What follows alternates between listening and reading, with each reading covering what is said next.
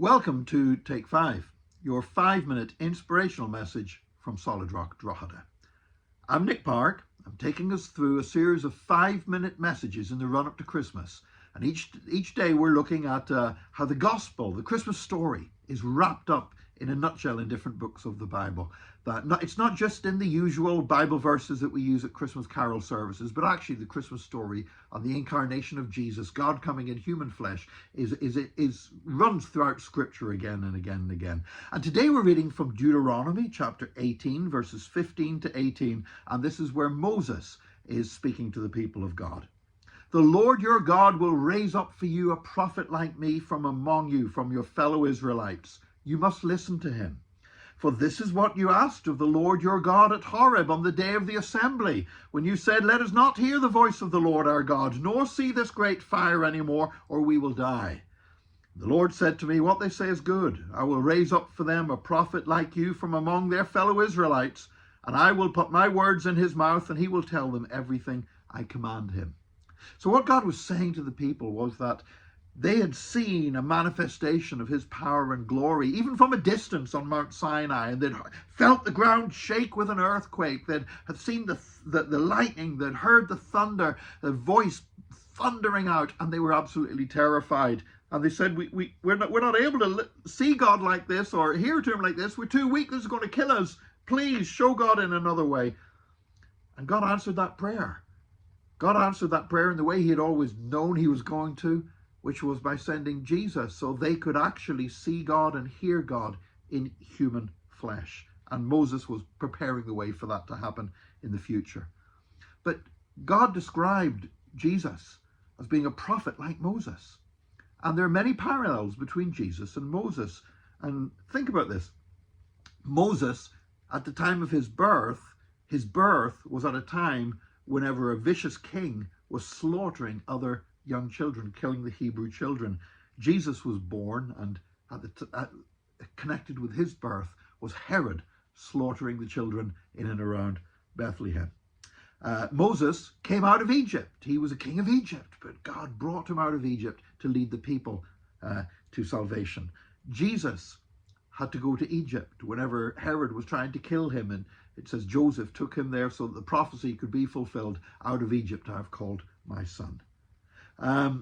Moses as a child was placed in a basket full of straw that was floated out on the river Nile to hold him safely. And Jesus was laid down in a stable, in a manger full of straw. Moses was called to lead the people out of slavery, and Jesus came to lead us out of slavery. Moses carried the law of God. He was given the 10 Commandments, and he pointed to the gospel. Jesus fulfilled the law, and he is the gospel. Before Moses came, there were 400 years of darkness and slavery for the Israelites in Egypt. And before Jesus was born, from the time of the last book of the Old Testament being written through to the arrival of John the Baptist and the starting of the public ministry of Jesus, there were 400 years. Again, they're called the 400 silent years. Moses had to go out into the wilderness. He had to go through a period of learning stuff from God as a shepherd in the backside of the desert until he had that revelation in the burning bush. Jesus had to go out in the wilderness to be tempted and overcome temptation.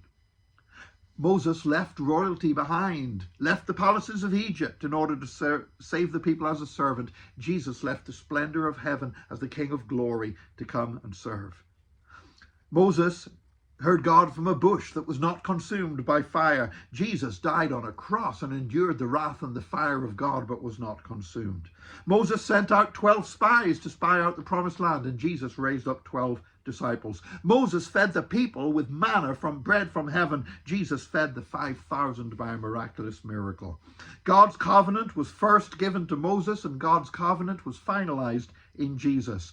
Moses is the author of the law, and Jesus is the author of our faith. Moses was the first mediator between God and man, and Jesus is the ultimate mediator between God and man. Moses put a serpent up on a pole. Whenever people were being bitten by poisonous snakes, they could look to that serpent and be healed, a bronze serpent. And Jesus said, if I be lifted up in that same way as Moses lifted up the serpent in the wilderness, if I be lifted up, will draw all men unto me, which happened when Jesus was lifted up on the cross. Moses turned water into blood as a miraculous sign in Egypt. Jesus, in his first miracle, turned water into wine. We see these parallels again and again and again, because the birth of Jesus, the coming of Jesus, this wonderful incarnation we celebrate at Christmas, was the fulfillment of everything that God had promised through Moses. And so there, in Jesus being the prophet that was like Moses, we see in Deuteronomy the Christmas story in a nutshell. Join us again next time for another Take 5, your 5-minute inspirational message from Solid Rock Drogheda.